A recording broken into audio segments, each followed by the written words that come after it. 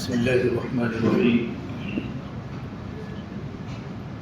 الحمد لله رب العالمين والعاقبة للمتقين والصلاة والسلام على سيد الأنبياء والمرسلين وعلى آله وصحبه أجمعين، أما بعد. أعوذ بالله من الشيطان الرجيم. بسم الله الرحمن الرحيم. إنما يعمر مساجد الله من آمن بالله واليوم الآخر وأقام الصلاة وآتى الزكاة ولم يخش إلا الله فعسى أولئك أن يكونوا من المهتدين. وقال سبحانه تبارك وتعالى: والذين جاهدوا فينا لنهدينهم سبلنا وإن الله لمع المحسنين. وقال النبي صلى الله تبارك وتعالى عليه وسلم: إن للمساجد أوتادا الملائكة جلساؤهم إن غابوا يفتقدونهم وإن مرضوا عادوهم وإن كانوا في حاجة أعانوهم. جليس المسجد على ثلاث خصال: أخ مستفاد أو كلمة محكمة أو رحمة منتظرة أو كما قال النبي صلى الله تبارك وتعالى عليه وسلم. میرے محترم کرے بھائیوں، اللہ کا بہت بڑا کرم اور احسان ہے کہ اللہ تبارک و تعالیٰ نے دعوت کے عظیم عمل کے لیے اللہ نے ہمیں جمع فرمایا. کہ جو ابھی ہماری جو کارگزاری ہوئی اور مسجد کے اعتبار سے جو ہماری کارگزاری ہوئی، کارگزاری کی وجہ سے کام کی حفاظت بھی ہوتی ہے، کام میں ترقی بھی ہوتی ہے. جس عمل کی کارگزاری نہیں ہوتی وہ عمل حقیقت پر نہیں ہوتا، وہ عمل میں رسمیت پیدا ہو جاتی ہے. اور جس عمل کی کارگزاری ہوتی ہے، جن اعمال کی، ان میں حقیقت باقی رہتی ہے. اللہ نے جتنا بھی کرایا اللہ کا بہت بڑا کرم ہے. جب مجھے ایسا فرمایا کرتے ہیں رحمۃ اللہ علیہ کہ ہمارے کام کا تھوڑا بھی بہت ہے اور ہمارے کام کا بہت بھی تھوڑا ہے. ہمارے کام کا تھوڑا بھی بہت ہے کیونکہ ہمارے کام میں نمونہ صحابہ کی قربانی ہے. حضرت مولانا ابراہیم صاحب دامت برکاتہم فرماتے ہیں ہمارے کام کرنے والے ساتھی صحابہ کو نمونہ بنا کر چلے. یہ صحابہ میں نمونہ کیا ہے؟ کہ صحابہ والا جذبہ، صحابہ والا طریقہ. یہ صحابہ کا جذبہ تھا پورا جان پورا مال. یہ صحابہ کا جذبہ تھا کہ اللہ کے دین کی محنت کے لیے، اللہ کے کلمے کو زندہ کرنے کے لیے صحابہ نے پورا جان پورا مال دیا. یہ صدیقی ترتیب ہے. یہ صحابہ والا جذبہ اور صحابہ والا طریقہ. تم جتنا بھی کرے تب بھی ہم صحابہ کرام کی ادنا قربانی تک نہیں پہنچ سکتے. یہ ہمارے کام کا تھوڑا ہے، ہمارے کام کا بہت ہے. اور ہمارے کام کا تھوڑا بھی بہت ہے کہ اللہ کا شکر ہے کہ اللہ تعالیٰ نے اس گئے گزرے دور میں اللہ نے ہمیں اعمال کے کرنے کی توفیق دی. اس پر اللہ کا شکر ادا کریں. جتنا ہوا اللہ نے کیا، جتنا ہوگا اللہ ہی کرے گا. اپنے کیے ہوئے کام کو اپنا سمجھنا یہ تو انسان کے زوال ہونے کی نشانی ہے. اپنے کیے کو کمتر سمجھنا کہ جتنا بھی ہوا ہے اللہ نے کرایا ہے، آگے جتنا بھی ہوگا اللہ ہی کرائے گا. تو آدمی کے اندر کیا ہوگا؟ آدمی میں صفت تواضع پیدا ہوگی، ورنہ آدمی عجب میں تکبر میں مبتلا ہو جائے گا. حضرت مولانا انعام الحسن صاحب رحمۃ اللہ علیہ کے پاس کچھ لوگ آئے کہ حضرت برسوں سے وقت لگا رہے لیکن وقت لگانے کے باوجود ہمارے یہاں کوئی ترقی نہیں ہوتی، ہماری روحانی ترقی نہیں ہو رہی. وقت لگ رہا ہے، 40 دن لگ رہے ہیں، 4 مہینے لگ رہے ہیں اور اعمال میں جھوٹ رہے لیکن ترقی نہیں ہو رہی. تو حضرت مولانا انعام صاحب رحمۃ اللہ علیہ کے پاس آنے والے لوگ عالمی لیول کے تھے، جو عالمی فکروں کے ساتھ دنیا میں کام کرتے ہیں.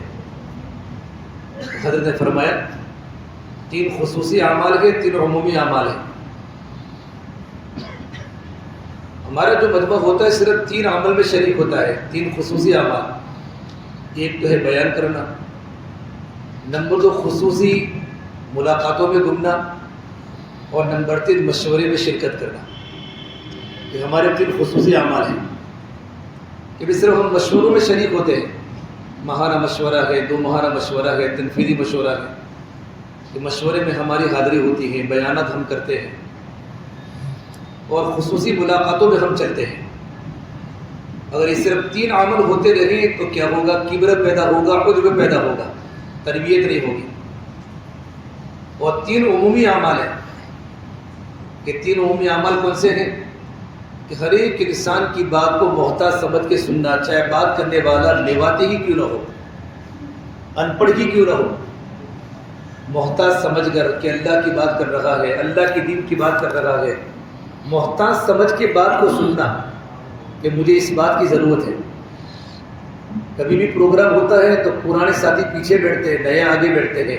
یہ استغنا کی دلیل ہے کہ ہمیں ضرورت نہیں ہے. پرانے ساتھی، ہمارے کام کرنے والے ساتھی آگے بیٹھے، آگے بیٹھے، اس طریقے پر بیٹھے جس طرح صحابہ اللہ کے نبی کے قریب بیٹھتے تھے. کہ صدیق اکبر بہت پرانے، حضرت عمر فاروق بہت پرانے، آپ صلی اللہ تبارک و تعالیٰ علیہ وسلم کی قدموں میں صحابہ بیٹھتے تھے. کہ بات کرنے والا کوئی بھی ساتھی ہو، محتاط سمجھ کے بات کو سننا. نمبر 2، اپنی اصلاح کے لیے 2 گشت کرنا تاکہ میری اصلاح ہو جاوے، میری تربیت ہو جاوے. اپنا مسجد کا گشت کرنا، دوسری مسجد کا گشت کرنا. اور نمبر 3، اپنی اصلاح کے لیے سے ہر مہینے کے 3 دن لگانا. یہ 3 اعمال ہے. اور وہ 3 اعمال ہیں کہ جو اگر 6 اعمال کرے گا تو تربیت بھی ہوگی، ترقی بھی ہوگی. بس صرف اوپر والے 3 اعمال ہو رہے ہیں، نیچے والے 3 اعمال نہیں ہو رہے ہیں. زندگی پر کام کرتے رہوں گے تو کیا ہوگا؟ عجب آئے گا، کبر آئے گا، تمہاری روحانیت نہیں بنے گی. حضرت اللہ سے فرماتے تھے ہمارا عمومی جو گشت ہے وہ تو نفس کی کیچڑ کو ختم کرنے کا ہے. نفس کا جو کیچڑ ہے، نفس کا کیچڑ جو ختم کرے گا عمومی گشت کرے گا. اللہ تبارک و تعالیٰ نے نبیوں سے عمومی گشت کروایا. نفس چاہتا ہے کہ خصوصیت، نفس کیا چاہتا ہے؟ نفس چاہتا ہے خصوصیت، اور اصلاح چاہتی ہے عمومیت. جتنا میں اور آپ عمومیت کے ساتھ چلتے رہیں گے ہماری اصلاح ہوگی. نفس تو بگڑنے والی چیز ہے. اللہ کا بہت بڑا کرم ہے، جب تک ہم عمومی اور بنیادی اعمال جن کی ابھی ہماری ماہانہ مشورے میں کارگزاری ہوئی، جب تک ہماری مسجدوں میں 2 گشت ہے، 2 تعلیم ہے، مسجد کی تعلیم ہے، گھر کی تعلیم ہے، ہمارے ہر مہینے کی 3 دن ہے، ہمارا یومیہ مشورہ ہے، ہمارے جو 5 اعمال ہیں، 2.5 گھنٹوں کی جو ہماری محنت ہے، یہ محنت میں جب تک ہمارا وقت نہیں لگے گا تب تک ہماری بھی ترقی نہیں ہوگی، کام کی بھی ترقی نہیں ہوگی. ہماری مسجدوں کی کام کی سطح بڑھے. جب تک میں اور آپ صحابہ والا جذبہ اور صحابہ والی قربانی کو دے کر نہیں چلیں گے کبھی مسجدوں میں ترقی نہیں ہوگی اور ہماری بھی ترقی نہیں ہوگی. حضرت اللہ سے فرمایا کرتے تھے کہ کام کرنے والوں میں جب 3 باتیں پیدا ہوگی تو اللہ تبارک و تعالیٰ کام کی بھی حفاظت کرے گا، کام کرنے والوں کی بھی حفاظت کرے گا. کام کرنے والوں میں جب 3 باتیں پیدا ہوگی تو کام کی بھی حفاظت ہوگی اور کام کرنے والوں کی بھی حفاظت ہوگی. دیکھو دعوت کا کام ہے وہ کرنے اول کا ہیرا ہے. یہ قربانی آپ صلی اللہ تبارک و تعالیٰ علیہ وسلم و صحابہ کے اندرون سے نکلی ہے. یہ ہمارا جو مجمع ہے جتنا قربانی پر چلتا رہے گا پروردگار عالم کی طرف سے ہدایت کا نزول ہوتا رہے گا. یہ کام شوق کا نہیں ہے، یہ کام ڈر کا ہے. شوق میں آزادی ہے، ڈر میں پابندی ہے. یہ کام شان سازی کا نہیں ہے، یہ کام شان سوزی کا ہے. اپنی حیثیت کو مٹانے کا کام ہے. اس کام میں پھولوں کے سین نہیں ہے، اس کام میں کانٹوں کے سین ہے. اس کام کی بنیادی مجاہدہ ہے. اگر ہمارے کام میں مجاہدہ ختم ہو گیا، وہ سارے کے سارے اعمال ہوتے رہے اور مجاہدہ نہ رہا، ایک پروگرام ہوگا، کام میں ہوگا. کہ کام کی روحی مجاہدہ ہے. اپنی ذات کو جو جتنا اللہ کے دین کی خاطر مٹائے گا پروردگار عالم اس کو اتنا ہی بلند کریں گے. یہ اللہ کی ترتیب ہے کہ نبیوں نے اپنی ذات کو مٹایا امت کے پیچھے، اور صحابہ نے اپنی حیثیت کو مٹایا، اپنی بڑی بڑی ڈگریوں کو صحابہ نے مٹایا تاکہ اللہ کا کلمہ دنیا میں زندہ ہو جائے. تو اللہ نے صحابہ کی محبت ہمارے دلوں میں ڈالی. حضرت فرماتے تھے ہمارا کام کرنے والا مجمع جب تک دعوت کی محنت میں برابر چلتا رہے گا، پروردگار عالم اس کے دلوں میں اللہ اپنے حکموں کی محبت ڈالیں گے۔ دعوت کی محنت کے کرنے کی بنیاد پر اللہ کے حکم کی عظمت ہمارے دلوں میں آئے گی، اور اللہ کے حکم کی عظمت ہمارے دلوں میں آئے گی نا تو اعمال کرنے میں لذت آئے گی، نماز پڑھنے میں حلاوت آئے گی، ذکر کرنے میں حلاوت آئے گی، قرآن کی کریم کی تلاوت کرنے میں حلاوت آئے گی، یہ عبادت میں لذت پیدا ہوگی جب اللہ تعالیٰ کی حکموں کی محبت ہمارے دلوں میں آئے گی، اور اللہ کے حکموں کی محبت کام کرنے کی بنیاد پر آئے گی کہ ہمارا مجمع روحی سوکھی کھا کر امت میں چلتا پھرے گا، 2.5 گھنٹوں میں گھر گھر کی ملاقاتوں میں چلتا رہے گا، تو پروردگار عالم اپنے حکموں کی محبت دلوں میں ڈالیں گے، پھر اعمال کرنے میں یقین پیدا ہوگا، اعمال کرنے کا شوق پیدا ہوگا۔ پہلی بات فرمائی ہمارے کام کرنے والوں میں اخلاص پیدا ہو جائے، ہمارے کام کی بنیادی چیز اخلاص ہے، اور اخلاص کیا ہے؟ حضرت فرماتے تھے ہمارے کام کا اخلاص یہ ہے کہ جس طریقے پر آدمی اپنے گناہوں کو چھپاتا ہے، آدمی اپنی نیکیوں کو چھپاوے، اپنی قربانی کو چھپاوے، یہ ہمارے کام کا اخلاص ہے۔ جس طرح انسان گناہوں کو چھپاتا ہے کہ میرے گناہ کسی کے سامنے نہ آئے، اسی طریقے پر انسان اپنی قربانی کو چھپاوے، اپنی نیکی کو چھپاوے، یہ ہمارے کام کا اخلاص ہے۔ اور کام میں موت تک مخلصین ہی ٹکیں گے۔ اخلاص والے تو ہدایت کے چراغ ہیں، اور اخلاص والوں کی برکت سے پروردگار عالم بڑے بڑے فتنوں کو دور کرتے ہیں۔ اور اخلاص جو آئے گا زندگی میں اطاعت سے آئے گا۔ جتنی کام کرنے والوں میں اطاعت آئے گی بڑوں کی، جتنی کام کرنے والوں میں اطاعت آئے گی اپنی ذمہ داری کی، اطاعت کی بنیاد پر 2 باتیں ملے گی، اطاعت کی بنیاد پر کام میں استقامت ملے گی اور اخلاص زندگی میں آئے گا۔ کام میں استقامت ملے گی، دعوت کے کام میں جماؤ آئے گا اور اخلاص پیدا ہوگا۔ میاں جی محراب رحمۃ اللہ علیہ ہمارے بزرگوں میں ہیں، ہمارے سارے کے سارے کام کرنے والے پرانے میاں جی محراب کو جانتے ہیں۔ 46 کے زمانے میں جب ملک ہمارا تقسیم ہوا، بہت سے پنجاب کے لوگ اسلام سے مرتد ہو گئے، ڈر کے مارے، خوف کے مارے اسلام سے مرتد ہو گئے۔ اس وقت بگلا والی مسجد کے اندر ایک تقاضا آیا، ایک کوئی ایسا انسان، ایسی جماعت جو اللہ کے راستے میں متعین وقت کے بغیر نکلے اور وہاں جا کر اپنی جان اور مال کو کھپاوے، جان کا بھی خطرہ ہے، مال کا بھی خطرہ ہے، اور وہاں جا کر اتنا کام کرے کہ جو لوگ اسلام سے مرتد ہو چکے وہ لوگ اسلام کی طرف دوبارہ پلٹیں۔ یہ تقاضا بنگلے والی مسجد میں حضرت جی مولانا یوسف صاحب رحمۃ اللہ علیہ رکھا، تو میاں جی محراب کی جماعت تیار ہو گئی، اور میاں جی محراب رحمۃ اللہ علیہ اللہ کے راستے میں گئے، جماعت کو لے کر بڑا کام کیا۔ اللہ تعالیٰ نے حضرت کی محنت کی بنیاد پر اور دعاؤں کی بنیاد پر بہت بڑا مجمع، بہت بڑی تعداد جو اسلام سے مرتد ہو گئی تھی دوبارہ اسلام میں آئی۔ 4 مہینوں کی جگہ پر لمبا وقت لگا کر جب مرکز واپس آئی تو 12:30 بجے تھے، اور 12:30 بجے حضرت مولانا یوسف رحمۃ اللہ علیہ جانے والی جماعتوں میں ہدایت اور روانگی کی بات فرما کر مسافہ کرتے تھے۔ یہ جماعت بھی مسافے میں شریک ہو گئی، سب لوگ مسافہ کر رہے تھے، جماعت بھی شریک ہو گئی، لیکن حضرت نے کچھ بولا نہیں۔ تو میاں جی محراب یہ سمجھے کہ بہت بڑا مجمع ہے، بہت بڑی بھیڑ ہے، شاید حضرت نے ہم کو دیکھا نہیں، چلو عصر کی نماز کے بعد جا کر اسپیشل ملاقات کریں گے۔ لوگ کرتے اعمال میں اثر ہے، شخصیتوں میں اثر نہیں ہے، اعمال میں تاثر ہے۔ عصر کی نماز کے بعد میاں جی محراب رحمۃ اللہ علیہ ساتھیوں کو لے کر گئے، اور ساتھیوں کو لے کر کہا السلام علیکم حضرت۔ تو مولانا یوسف صاحب نے فرمایا میاں جی تمہاری ملاقات صبح میں روانگی کی بات کے بعد مسافے میں ہو چکی ہے، دوبارہ آنے کی وجہ؟ میاں جی محراب فرماتے ہیں اتنا حضرت کا بولنا تھا، ہمارا دل ٹوٹ گیا، نہ یہاں تو قربانی والوں کی قدر ہے، نہ کام کرنے والوں کی قدر ہے۔ اتنی بڑی قربانی دی، 4 مہینوں کی جگہ پر 5-6 مہینے لگائے، بہت بڑی تعداد جو اسلام سے مرتد ہو چکی تھی دوبارہ اسلام میں واپس آئی ہے۔ یا تو ہماری کوئی کارگزاری نہیں، ہماری کوئی فکر نہیں، ہمارا کوئی اکرام نہیں، چلو برکت چھوڑو، چلو اپنے اپنے گھر چلتے ہیں۔ اللہ والے بڑوں کی نگرانی کرتے کہ کام کرتے کرتے کہیں عجبت و پیدا نہیں ہو گیا۔ میاں جی محراب فرماتے ہیں نے اپنا تھیلا لیا اور فیروز پور جرکا کے حضرت میوات کا علاقہ ہے، بس کی راہ دیکھنے کے لیے کھڑے ہو گئے۔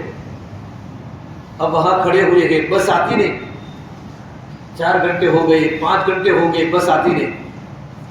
میاں جی محراب فرماتے میرے دل میں اللہ نے بات ڈالی کہ میاں جی تو فجر کی نماز کے بعد اور تعلیم کے حلقے میں اپنے ساتھیوں کے سامنے 6 صفات کا مظاہرہ بولتا تھا، اور 6 صفات میں ایک عمل تھا اخلاص۔ اخلاص سے چاہا جاتا ہے ہمارا ہر کام اللہ کی رضا کے لیے ہو۔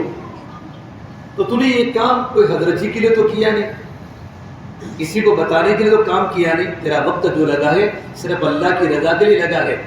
اتنا دل میں بات آنی تھی، اللہ تبارک و تعالیٰ پرانوں کو ضائع نہیں کرتا، کیونکہ وہ اس وقت لگے تھے جبکہ کام کا استقبال نہیں تھا۔ آج چاروں طرف کام کا استقبال ہے، استدبار میں لگے ہوئے لوگ تھے جب کوئی پوچھتا نہ تھا، اس وقت انہوں نے بڑی قربانی دی تھی۔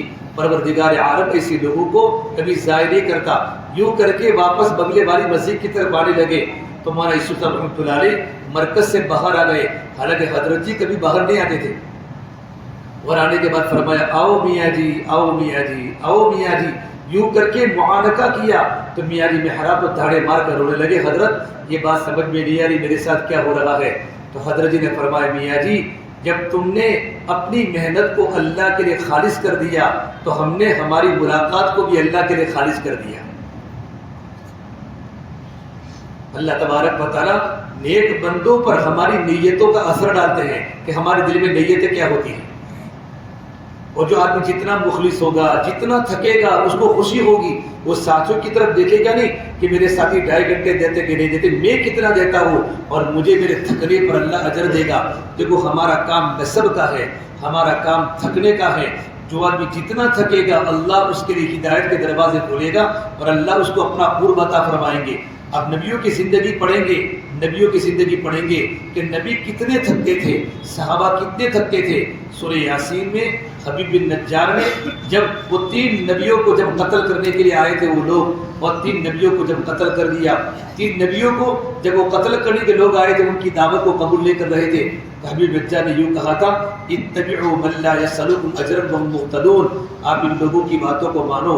ان کی زندگی میں 2 باتیں ہیں کہ وہ اپنی دعوت کا تم سے اجر نہیں مانگتے، کہ دعوت کا ہمیں کوئی اجر مانگتے ہو، کوئی بدلہ مانگتے ہو، کوئی پیسے مانگتے ہو، اپنی محنت کا معاوضہ نہیں مانگتے۔ نمبر 2 وہ مقتدین ہیں، جیسے ان کی دعوت ہے ویسے ان کی زندگی ہے، جیسے ان کی دعوت ہے ویسے ان کی زندگی ہے، آپ ان کی باتوں کو مانو۔ یہ حبیب نجار نے اس بستی والوں کو کہا تھا۔ تو نبیوں کی زندگی میں آپ کو مجاہدہ ملے گا، صحابہ کی زندگی میں آپ کو مجاہدہ ملے گا، اور آدمی وہی مجاہدہ کرے گا جس کے دل میں اخلاص ہوگا۔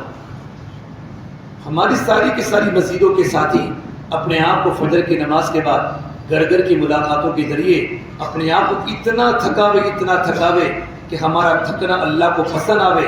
قرآن میں اللہ نے نبی کو کہا فَإِذَا فَرَغْتَ فَانْصَبْ، یہ محمد صلی اللہ تبارک و تعالیٰ علیہ وسلم آپ تھکا دینے والی محنت سے فارغ ہو جاوے تو آپ کا کام سونا نہیں ہے۔ نصب اس لکڑی کو کہتے جس لکڑی کو زمین میں گاڑ دیا جاوے۔ نبی آپ اللہ کی بارگاہ میں عبادات کے لیے کھڑے ہو جاؤ، وَإِلَىٰ رَبِّكَ فَارْغَب، اور اپنے رب کی طرف رغبت کرو۔ ہمیں دعوت والا بھی بننا ہے، عبادت والا بھی بننا ہے، دعا والا بھی بننا ہے۔ اس آیت میں تینوں عملوں کو بیان کیا ہے، فَإِذَا فَرَغْتَ فَانْصَبْ وَإِلَىٰ رَبِّكَ فَارْغَب، ہمیں دعوت والا بھی بننا ہے، عبادت والا بھی بننا ہے، دعا والا بھی بننا ہے۔ حضرت مولانا انعام الحسن صاحب رحمۃ اللہ علیہ فرماتے تھے ایک آدمی عالمی پیمانے پر دعوت کی محنت کر رہا ہے، عالمی پیمانے پر، ہلکے لیول نہیں، ضلع لیول نہیں، صوبہ لیول نہیں، عالمی پیمانے پر تقاضوں پر چل رہا ہے، لیکن اس کی زندگی میں عمل کی پابندی نہیں ہے، اس کی دعوت ناقص ہے۔ عالمی تقاضوں پر چلنے والا انسان لیکن عمل کی پابندی نہیں، قرآن کی تلاوت کی پابندی نہیں، ذکر کی پابندی نہیں، تسبیحات کی پابندی نہیں، اللہ کا تعلق اس کی زندگی میں نہیں ہے، فرماتے تھے اس کی دعوت ناقص ہے اگرچہ وہ عالمی تقاضوں پر چلے۔ اور آگے کی بات فرمائی ایک آدمی اعمال کا پابند ہے، تہجد کا پابند ہے، اشراق کا پابند ہے، نوافل کا پابند ہے، سنتوں کا پابند ہے، ذکر و مراقبہ کا پابند ہے، لیکن دعوت کی فکر نہیں ہے، اس کا عمل بھی ناقص ہے۔ حضرت فرماتے تھے عبادت اور دعوت کو جمع کر کے چلو، یہ قرآن کہتا ہے وَمَنْ أَحْسَنُ قَوْلًا مِّمَّنْ دَعَا إِلَى اللَّهِ وَعَمِلَ صَالِحًا، اس سے اچھی بات کسی کی ہو نہیں سکتی جو دعوت اور عبادت کو جمع کرے۔ دعوت اور عبادت کو جمع کرنا ہے، ہماری زندگی میں عمل کی بھی پابندی ہو، عبادت کی بھی پابندی ہو. اس مولا ابراہیم صاحب فرماتے ہیں ہماری اجتماعی زندگی نصرت والی ہو اور ہماری انفرادی زندگی سنت والی ہو. ہماری اجتماعی زندگی کیا ہو بولو؟ نصرت والی، کہ ہم اللہ کے دین کے مددگار بنے. جب بھی اللہ کے دین کا تقاضا ہو، 4 مہینوں کا تقاضا ہے، چلے کا تقاضا ہے، اجتماع کا تقاضا ہے، حلقے کا تقاضا ہے، تو ہم اللہ کے دین کے مددگار بنے. اللہ نے قرآن کریم میں اپنے بندوں کو یوں کہا ہے یا ایھا الذین آمنوا کونوا انصار اللہ، ایمان والو تم اللہ کے دین کے مددگار بنو. اللہ کے دین کے مددگار بننے کا مطلب یہ ہے اللہ کے دین کے تقاضوں کو لے کے چلنا. یہ اللہ کے دین کے مددگار ہے. اللہ کی اطاعت کرنا، رسول کی اطاعت کرنا. دیکھو زندگیاں 3 طرح کی ہوتی ہے. ایک زندگی ہوتی ہے ایمانی زندگی، ایک زندگی ہوتی ہے حیوانی زندگی، اور ایک زندگی ہوتی ہے شیطانی زندگی. ایک ہوتا ہے ایمانی مزاج. دنیا میں انسان 3 مزاجوں کے مطابق چلتا ہے.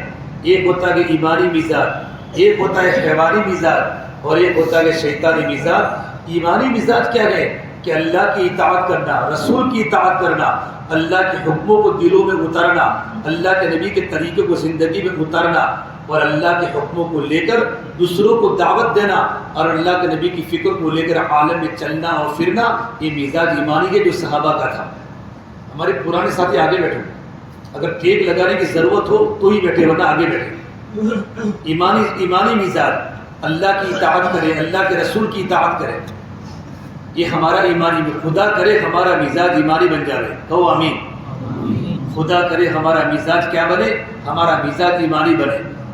دوسرا مزاج ہوتا ہے حیوانی مزاج، جو آج کل ہمارا ہے. بے جانور کا مزاج کیا ہوتا ہے؟ کھاؤ پیو، آرام کرو اور اپنے خواہش کے مطابق چلو. دل میں جو بات پیدا ہو گئی کرو، چاہے اللہ کا حکم ہو، اللہ کے نبی کا طریقے کی خلاف ہو، کرتے رہو. دل میں بات پیدا ہوئی. جانور کیا کرتا ہے؟ کھاتا ہے، پیتا ہے، آرام کرتا ہے، اور جو دماغ میں بات آتی ہے جانور کرتا ہے. اس قسم کے مزاج کے لوگ دنیا میں بہت ہیں. حیوانی مزاج کہ بس کھانا مقصد ہے، پینا مقصد ہے، آرام کرنا مقصد ہے، اور دل میں خواہش میں جو بات پیدا ہوئی نا، ہمارے دل کی جو تمنا ہو اس تمنا کو پورا کرنے کے لیے آدمی چلتا رہے. یہ مزاج حیوانی ہے. اور تیسرا مزاج شیطانی مزاج ہے. یہ شیطانی مزاج کا مطلب یہ ہوتا ہے نہ حق پر چلنا ہے، نہ دوسروں کو حق پر چلنے دینا ہے. یہ شیطانی مزاج ہے کہ نہ حق پر چلیں گے، نہ دوسروں کو حق پر چلنے کی دعوت دیں گے، بلکہ حق کے راستے میں رکاوٹ کریں گے. یہ شیطانی مزاج ہے. دنیا میں انسان 3 مزاجوں کے مطابق چلتا ہے. ہمارا مزاج ایمانی بنے، ہمارے دل میں اللہ کی اطاعت، اللہ کے رسول کی اطاعت، اللہ کے حکموں کی اطاعت، اللہ کے رسول صلی اللہ تبارک و تعالیٰ علیہ وسلم کو طریقوں کی اطاعت. اسے فرما دے حضرت ہماری انفرادی زندگی سنتوں والی ہو. اگر انسان چھوٹی چھوٹی سنتوں پر عمل کرے گا تو پروردگار عالم بڑی بڑی سنتوں کی توفیق دے گا.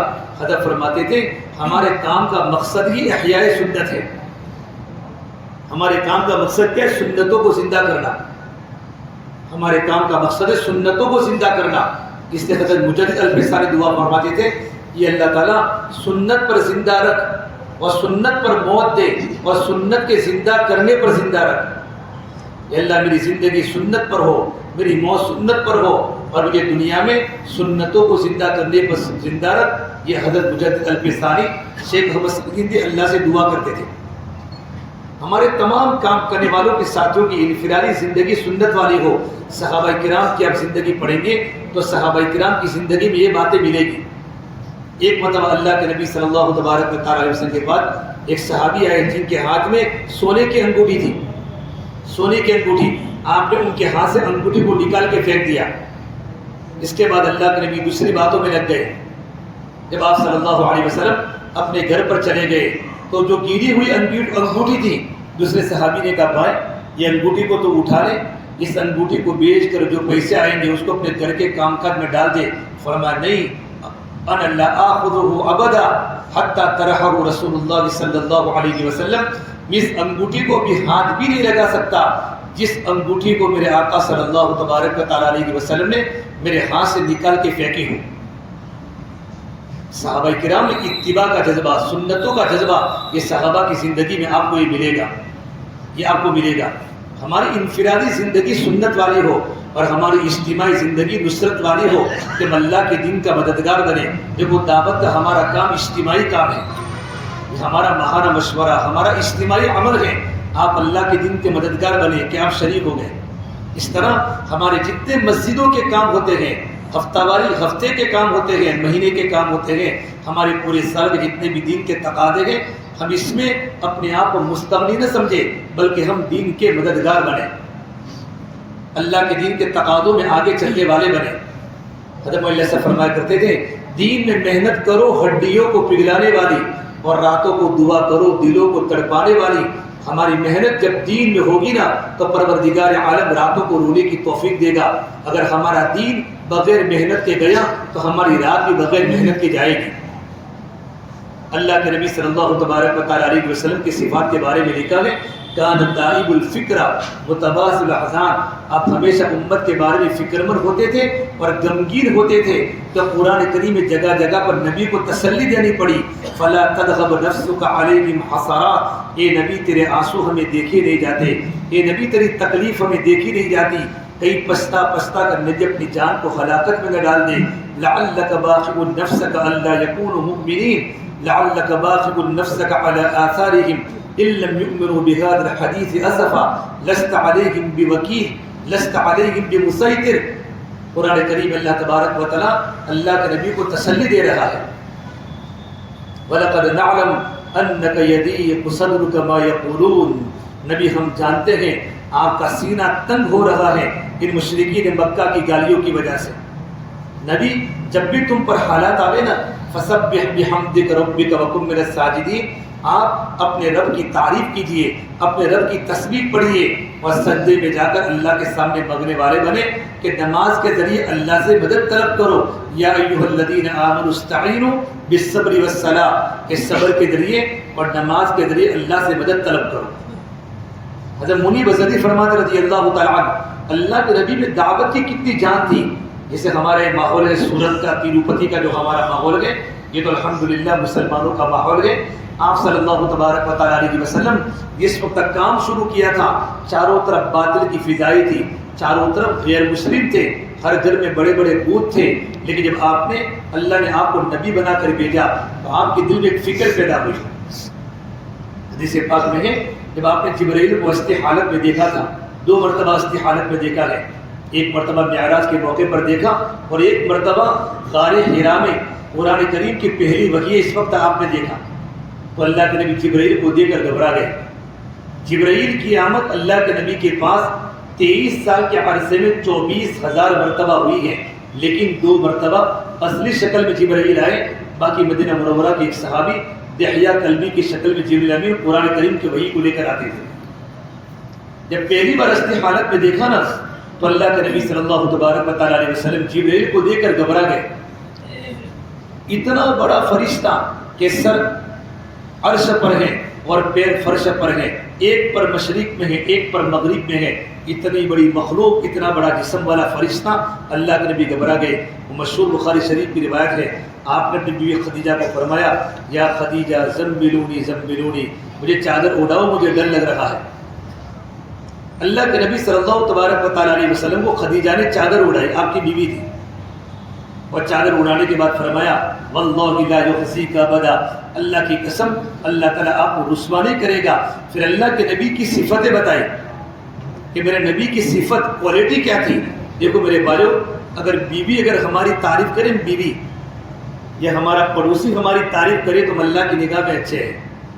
پوری دنیا ہماری تعریف کرتی ہو, لیکن اگر ہماری بیوی ہماری تعریف نہ کرے اور ہمارا پڑوسی ہماری تعریف نہ کرے تو میاں اور آپ اللہ کی نگاہ میں اچھے نہیں ہیں.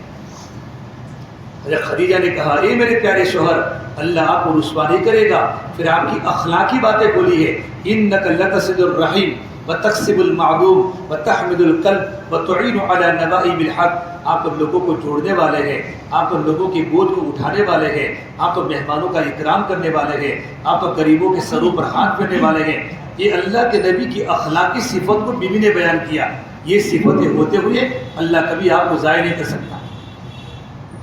جب اللہ کے نبی صلی اللہ تبارک و تعالی علیہ وسلم آرام میں تھے, چادر اڑی ہوئی تھی, اللہ کو نبی کا سونا پسند نہیں آیا. اور اللہ نے کلام اللہ کی دوسری آیت کو بھیجا، یا ایھا المدثر، یہ چادر کو اوڑھنے والے نبی، قم فانذر، اٹھو اٹھو، ہم نے آپ کو سونے نہیں بھیجا، قم قم حبیبی کم تنام الشمس والقمر لا ینام، نبی سورج بھی سوتا نہیں ہے، چاند بھی سوتا نہیں ہے، آپ سو گئے، اٹھو اٹھو، آپ کا کام سونا نہیں ہے، آپ تو نبی ہیں اور نبیوں کے سردار ہیں، قم فانذر، کھڑے ہوتے ہی میرے بندوں کو جہنم کے عذاب سے ڈراؤ، وربک فکبر، اللہ کی بڑائی کو بیان کرو، اللہ کی بڑائی کو بیان کرو، اللہ کی طاقت کو بیان کرو، اللہ کی قدرت کو بیان کرو، اللہ کے یقین کو بیان کرو۔ جب یہ آیت نازل ہوئی، آپ صلی اللہ تبارک و تعالیٰ علیہ وسلم نے اپنی چادر کو پھینک دیا اور کہا یا خدیجہ الفراش لا راحت بعد اليوم، یہ خدیجہ میرے بستر کو لپیٹ کے رکھ لے، آج سے میرے آرام کے دن چلے گئے۔ یہ ذمہ داری بتائی، میرے بستر کو لپیٹ کے رکھ لے، آج سے میرے آرام کے دن چلے گئے، ان قطع ایام النوم والراحہ، آج سے میرے سونے کے دن بھی چلے گئے اور آج سے میرے آرام کے دن بھی چلے گئے۔ صحابہ کرام فرماتے ہیں، صحابہ کا مقولہ ہے لیست لہ راحۃ، ہم نے کبھی اللہ کے نبی صلی اللہ تبارک و تعالیٰ علیہ وسلم کو راحت کی حالت میں نہیں دیکھا، 24 گھنٹے امت کے بارے میں بے چین ہوتے تھے اور راتوں کو اللہ کے سامنے تڑپتے تھے اپنی امت کے لیے۔ جتنا بڑا آدمی اتنی بڑی ذمہ داری، فضیلت کے ساتھ ذمہ داری ہے، ذمہ داری کے ساتھ فضیلت ہے۔ جتنا آدمی وقت لگاتا چلا جائے گا، آدمی قربانی میں آگے بڑھے گا، قربانی میں آگے بڑھے گا۔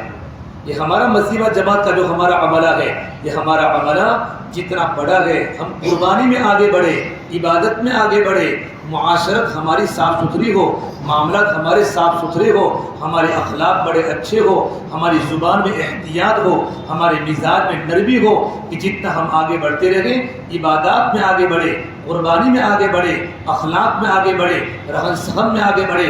صحابہ آگے بڑھتے رہے، تمام صفات کو لے کر صحابہ آگے بڑھے۔ ایک ہوتا ہے دین صحبت کا، ایک ہوتا ہے دین محنت کا، محنت کا دین صحبت کا دین، صحبت کا دین مؤثر ہوتا ہے۔ صحابہ کو صحابہ اس لیے کہا گیا کہ صحابہ نے اللہ کے نبی کی صحبت پائی، اور اتنی بڑی صحبت پائی کہ نبی کی صحبت میں رہ کر صحابہ نے وہ اپنا یقین بنایا، وہ اپنا ایمان بنایا، اپنے وہ اخلاق بنائے کہ جب ملکوں میں صحابہ کی جماعتیں گئی ہیں نا تو لمبی لمبی تقریر نہیں ہوئی، خالی صحابہ یہ فرماتے تھے کونوا مثلنا، ہمارے جیسے بن جاؤ، عبادت دیکھنی ہو تو ہماری دیکھو، نماز دیکھنا ہو تو ہماری دیکھو، رکوع دیکھنا ہو تو ہمارا دیکھو، راتیں دیکھنی ہو تو ہماری دیکھو، دین دیکھنا ہو تو ہمارے دیکھو، معاملات دیکھنے ہو تو ہم سے معاملہ کر کے دیکھو، رہن سہن دیکھنا ہو تو ہم سے دیکھو، بیویوں سے برتاؤ دیکھنا ہو تو ہم سے دیکھو، ماں باپ کی خدمت دیکھنی ہے تو ہم سے دیکھو، بچوں کو دیکھنا ہو تو ہمارے بچوں کو دیکھو، بچوں کو دیکھنا ہو تو ہماری بچیوں کو دیکھو، ہمیں دیکھ لو اور ایمان قبول کر لو۔ یہ نمونہ بنے صحابہ سے فرمایا اصحابی کالنجوم، کہ میرے صحابہ ستاروں کے مانند ہیں، فبأیہم اقتدیتم اہتدیتم، تم کسی بھی صحابی کی اقتدا کرو گے راہ راستہ پر پا جاؤ گے، تمہیں منزل ملے گی۔ کہ اللہ پاک نے صحابہ کی جماعت کو چنا تھا اللہ کے نبی کی خدمت کے لیے، دین کی خدمت کے لیے۔ جس وقت اللہ کے نبی نے فرمایا اے خدیجہ میرے بستر کو لپیٹ کے رکھ لے، آج سے میرے آرام کے دن چلے گئے، آج سے میرے سونے کے دن چلے گئے، پھر آپ رونے لگے، خدیجہ اللہ نے مجھے پورے عالم کا نبی بنا کر بھیجا ہے، لیکن بیت اللہ میں 360 بت ہیں، گھر گھر میں صنم کی صدائیں ہیں، خدیجہ صنم کے ماحول میں سمجھ کی بات کو کون سنے گا؟ چاروں طرف جہالت، چاروں طرف غفلت ہے، بلکہ جو توحید کا مرکز بیت اللہ تھا، بیت اللہ، اس بیت اللہ میں 360 بت تھے۔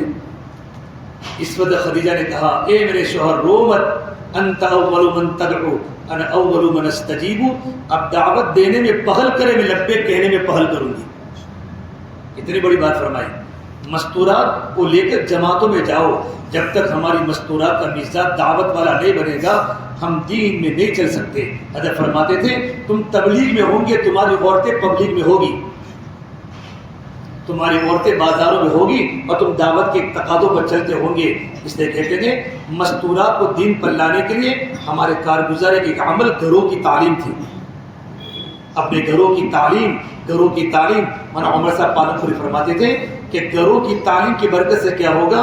جب گھروں میں فضائل اعمال کی تعلیم ہوگی، عمل کی فضیلت ہمارے بچوں کے سامنے آئے گی، تو ہمارے بچوں میں عمل کا شوق پیدا ہوگا، ہمارے بچوں میں عمل کا جذبہ پیدا ہوگا، اور 6 صفات کے مذاکرے کی برکت سے گھر کے ہر فرد کا مزاج دعوت والا بنے گا۔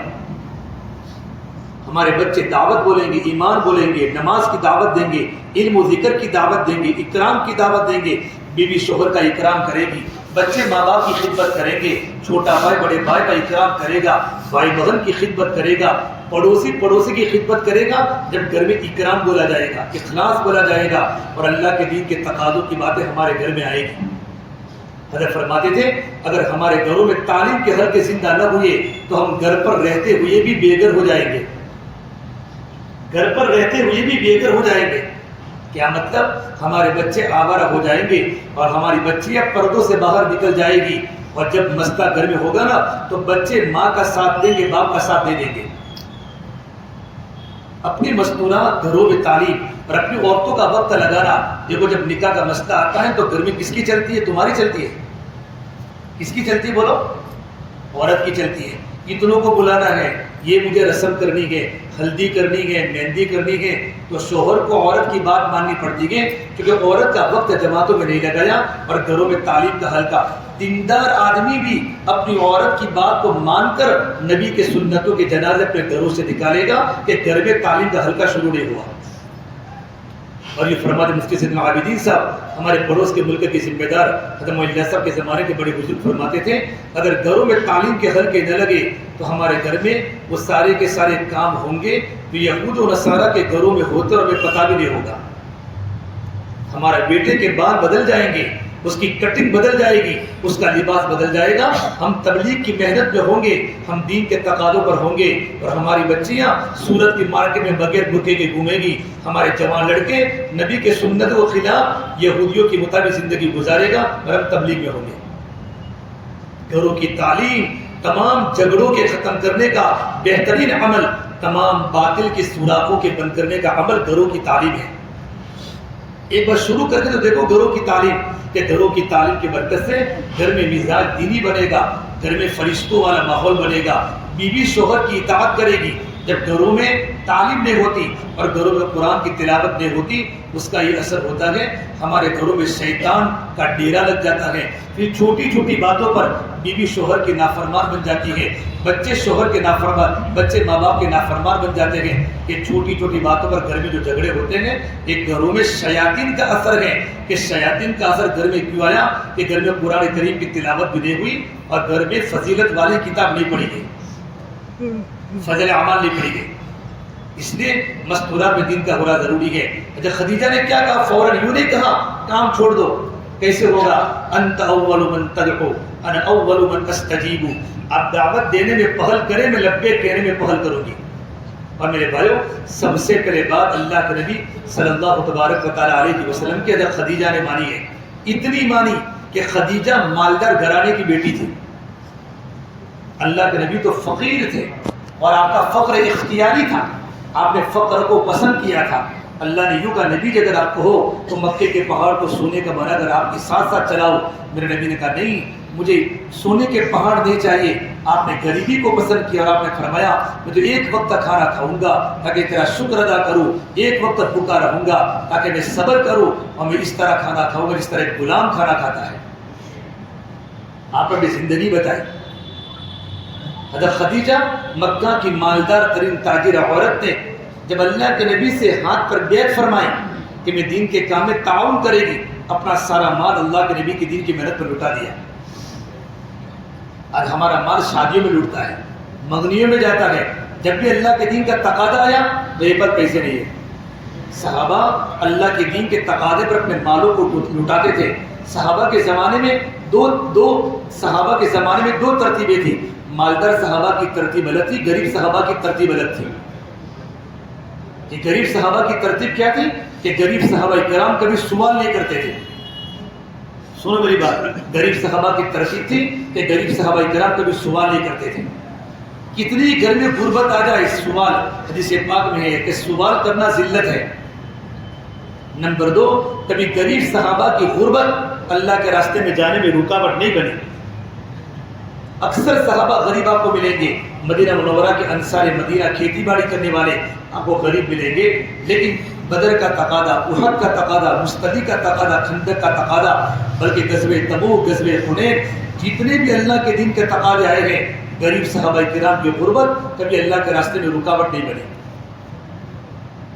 ابن یامین نظری فرماتے ہیں، میں جا رہا تھا، میں نے دو صحابہ کو دیکھا، عبداللہ ابن مغفل اور عبداللہ ابن ابی لیلہ کو دیکھا، وہ دونوں رو رہے ہیں۔ پوچھا آپ دونوں کیوں روتے ہو؟ کہ آج اللہ کے راستے میں جماعت روانہ ہوئی ہے، لشکر روانہ ہوا ہے غزوے میں جانے کے لیے، اور آپ صلی اللہ تبارک و تعالیٰ علیہ وسلم صحابہ کے ساتھ جا رہے ہیں، دور کا سفر ہے، ہمارے پاس توشہ نہیں تھا، ہمارے پاس سواری نہیں تھی، تو ہم کو جانے کا موقع نہیں ملا، اس بنیاد پر ہم گھروں میں رو رہے ہیں، گھروں میں رو رہے ہیں۔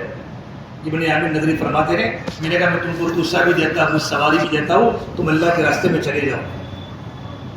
کبھی غربت، اسے مولانا اسماعیل صاحب فرماتے تھے، ہمارے کام کرنے والے ساتھی مالداری کی مال کا اثر نہ لے اور غریب کی غربت کا اثر نہ لے، کہ غریب کی غربت کا اثر نہ لے کہ کتنا غریب ہے۔ غریب جب اللہ کے راستے میں جائے گا اور اللہ کے راستے میں جا کر اللہ کی بڑائی کو بولے گا، اللہ کی بڑائی کو بولنے کی بنیاد پر اس کا اندر کا ایمان بنے گا، اندر کا تقوی بنے گا، اس کہ ایمان تو دعوت سے بنتا ہے اور ایمان تو مجاہدے سے پکتا ہے۔ ایمان اور تقوی بنے گا تو اللہ نے وعدہ کیا ہے کہ جن بستی والوں کی زندگی میں دو باتیں پیدا ہوگی، ایمان اور تقوی، پروردگار عالم آسمان و زمین سے برکتوں کے دہانے کھول دیں گے۔ یہ قرآن کریم کا وعدہ ہے، وَلَوْ أَنَّ أَهْلَ الْقُرَىٰ آمَنُوا وَاتَّقَوْا لَفَتَحْنَا عَلَيْهِمْ بَرَكَاتٍ مِّنَ السَّمَاءِ وَالْأَرْضِ۔ اگر یہ بستی والے، یہ ہمارے حلقے کے جتنے ساتھی بیٹھے گے، اگر یہ لوگ محنت کر کے صرف زندگی میں دو باتیں پیدا کر لے، ایمان، اللہ کا یقین، تقوی، اللہ کا ڈر کہ میرا اللہ مجھے دیکھ رہا ہے، یہ دو باتیں زندگی میں پیدا ہو جائے گی تو پروردگار عالم آسمان و زمین سے برکتوں کے دہانے کھول دے گا۔ تو غریب صحابہ کی ترتیب کیا تھی بولو؟ سوال نہیں کرتے تھے۔ نمبر 2، 4 مہینوں کا تقاضا آیا، چلے کا تقاضا آیا، ملکوں میں جانے کا تقاضا آیا، بلکہ صحابہ کرام تو جب اللہ کے نبی ان کو گھر پر روکتے تھے، گھر پر، تو گھر پر رکنے کے لیے تیار نہیں۔ سعد بن خیثمہ دونوں باپ بیٹے ہیں، بدر کے موقع پر بیٹا بھی تیار ہو گیا، باپ بھی تیار ہو گیا، گھر میں عورت بیمار ہے، اللہ کے نبی صلی اللہ تبارک و تعالیٰ علیہ فرمایا اقیم علی نسائک، دونوں میں سے ایک کو گھر پر رکنا ہوگا۔ لیکن بیٹا گھر پر رکنے کے لیے تیار نہیں، باپ گھر پر رکنے کے لیے تیار نہیں۔ ہمارا الٹا مسئلہ ہے، بیٹا جانے کے لیے تیار نہیں، باپ جانے کے لیے تیار نہیں، یہ گھر پر رکنے کے لیے تیار نہیں۔ تو آپ نے کہا کرو، دونوں میں سے ایک رکو، بیٹا تیار نہیں، باپ تیار نہیں، تو اللہ نے فرمایا پرچی ڈالو، پورا اندازی کرو گھر پر رکنے کے لیے۔ کیا کام کی جذبے تھے اور کیا کام کی نوعیت تھی کہ پورا اندازی کی گئی۔ تو پورا اندازے میں بیٹے کا نام نکلا، تو باپ نے کہا، خیثمہ نے کہا بیٹا سعد تو میرا بیٹا ہے، اللہ نے مجھے جوان کیا ہے، اللہ کے دین کا تقاضا مجھے جانے دے، میری تمنا ہے۔ تو بیٹے نے کہا ابا میں آپ کی ہر بات ماننے کے لیے تیار ہوں، لیکن میں اس غزوہ بدر میں شہادت کی تمنا کر چکا ہوں کہ پروردگار عالم میری جوانی کو اللہ کے دین کے لیے قبول فرما دے۔ ابا میں تیار نہیں ہوں، اور بیٹا اللہ کے راستے میں جا کر شہید ہو گیا۔ یہ جذبے اللہ کے نبی نے صحابہ کے بنائے تھے۔ ابو امامہ اور ابو بردہ بن نیار یہ دونوں ماموزاد ہیں، ایک بانجا ہے ایک مامو ہے، دونوں بدر کے موقع پر تیار ہو گئے۔ ابو امامہ نے کہا بیٹا تیری اماں کے پاس رہے، ابو بردہ کو کہا، ابو بردہ نے کہا تمہاری تو بہن ہے نا، اپنی بہن کے ساتھ تم رہو۔ حیات الصحابہ پڑھو، حیات الصحابہ میں آپ کو صحابہ کی زندگیاں ملے گی۔ تو اللہ کے نبی نے پھر فیصلہ فرمایا ابو امامہ تم کو اپنی ماں کے ساتھ رکنا پڑے گا، ابو بردہ بن نیار تم جاؤ۔ ابو بردہ کو کہا تم کو رکنا پڑے گا، ابو امامہ کو اللہ کے نبی اللہ کے راستے میں لے گئے، مامو اللہ کے راستے میں ہیں۔ جب وقت پورا ہوا غزوہ، واپس آنے کے بعد دیکھا تو ان کی ماں کا انتقال ہو چکا تھا، آپ نے ان کی نماز جنازہ پڑھائی۔ یہ جذبے صحابہ کے تھے۔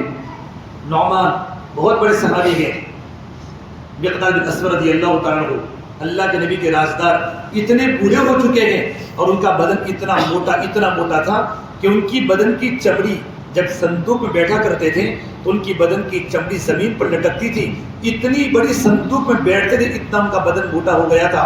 قرآن کریم پر ڈلے ہیں اور اس آیت پر پہنچے انفروا خفافا وثقالا وجاہدوا باموالکم وانفسکم فی سبیل اللہ، نکلو اللہ کے راستے میں، چاہے ہلکے ہو چاہے بوجھل ہو، اور اللہ کے راستے میں اپنے مال سے مجاہدہ کرو، اپنی جان سے مجاہدہ کرو. کہ قرآن کریم کی آیت میری تشکیل کر رہی ہے. صحابہ کرام قرآن کریم کی آیتوں کے محافظ تھے. کہ قرآن کریم کی آیت کیوں کہتی ہے ہلکے ہو یا بوجھل ہو، بیمار ہو یا تندرست ہو، اللہ کے راستے میں نکلو. ان کے بیٹوں نے کہا ابا جان آپ تو اللہ کے نبی کے ساتھ بہت سفر ہوئے آپ کے، اور آپ کے سفر تو بہت ہوئے ہیں اللہ کے نبی کے ساتھ بھی، اور صدیق اکبر کے ساتھ بھی، حضرت عمر فاروق کے ساتھ بھی. اب آپ بوڑھے ہو چکے ہیں، آپ کی طبیعت اچھی نہیں رہتی، ہمیں جانے دو. فرمایا جہیزونی جہیزونی، میرے سامان کی تیاری کرو. یہ قرآن کریم کی آیت یوں کہتی ہے نکلو اللہ کے راستے میں ہلکے ہو یا بوجھل ہو. یہ قرآن کریم کی آیت میری تشکیل کر رہی ہے. وہی مقداد بن اسود جو مشہور واقعہ نہیں ان کا مشہور واقعہ کہ وہ قضاء حاجت سے پانی گونے کے لیے گئے تھے، اور ایک چوہا ریٹ جو بل میں سے پیسے لے کر آیا تھا، ایک اشرف بھی لایا، دوسری اشرف بھی لایا، 17 دینار سامنے لا کر رکھ دیے. اور اس کے بعد دوسری روایت کے مطابق خالی تھیلی کو لے کر بھی آیا. ان دیناروں کو لے کر حضرت مقداد بن اسود اللہ کے نبی کی خدمت میں گئے. صحابہ کرام کو ایمان و تقوی کی بنیاد پر بلوں سے پیسے ملتے تھے، اور آج ہمارے پیسے بلوں میں جا رہے ہیں. مہینہ پورا نہیں ہوتا گھر کا بل، مہینہ پورا نہیں ہوتا لائٹ بل، مہینہ نہیں ہوتا اسکول کا بل. صحابہ کو ایمان و تقوی کی بنیاد پر بلوں سے روزی ملتی تھی. جب اللہ کے نبی کی خدمت میں پہنچے آپ نے فرمایا تمہارے دل میں کوئی طلب تو نہیں تھی کہ نہ؟ تو آپ نے کہا اللہ نے آپ کو تمہارے تقوی کی بنیاد پر اللہ نے دیا ہے. پھر یہ آیت آسمان سے نازل ہوئی وَمَن يَتَّقِ اللَّهَ يَجْعَل لَّهُ مَخْرَجًا وَيَرْزُقْهُ مِنْ حَيْثُ لَا يَحْتَسِبُ، کہ جو اللہ سے ڈرے گا، جس کی زندگی میں تقوی ہوگا، راتوں کی خلوتیں پاک ہوگی، اس کی زندگی میں حلال باتیں ہوگی، حلال عمل ہوگا، حلال روزی ہوگی، پروردگار عالم اس کو ہر مشکل سے نکالے گا، اور ایسی جگہ سے اللہ اس کو روزی عطا فرمائے گا کہ انسان نے سوچا بھی نہیں ہوگا. روزی کے دروازے اللہ ایمان و تقوی کی بنیاد پر کھولیں گے. اور آگے فرمایا وَمَن يَتَوَكَّلْ عَلَى اللَّهِ فَهُوَ حَسْبُهُ، جو اللہ پر بھروسہ کرے گا اللہ اس کے لیے کافی ہے، اللہ اس کے لیے کافی ہے. اس سے میرے بھائیو ہمارے سامنے صحابہ والا جذبہ ہو. حضرت خدیجہ مالدار ترین صحابیہ، مالدار ترین اللہ کے نبی کی بیوی ہیں، سارا مال اللہ کے دین پر لٹا دیا. چشمے فلک نے وہ دین بھی دیکھا کہ اللہ کے نبی صلی اللہ تبارک و تعالیٰ عنہ گھر پر پہنچے گا تو گھر میں کھانے کا فاقہ ہے، اور آپ کی بیٹی ہمارے بھوک کے رو رہی ہے. پوچھا خدیجہ گھر میں کون رو رہا ہے؟ کہ یا رسول اللہ آپ کی بیٹی ہمارے بھوک کے رو رہی ہے. تو اس وقت اللہ کے نبی گھر پر نہیں پہنچے، صفا پہاڑی پر پہنچے گئے، اور صفا پہاڑی پر جبرائیل سے ملاقات کی، اور جبرائیل کو یوں کہا یا جبرائیل والذی نفس بیدہ محمد ما امثال اہل محمد کفۃ عما شعیر، اس ذات کی قسم جس کے لفظ محمد عربی کی جان ہے، آج میری بچیاں گھر پر موجود ہیں لیکن مٹھی جو بھی کھلانے کے لیے میرے پاس نہیں ہے.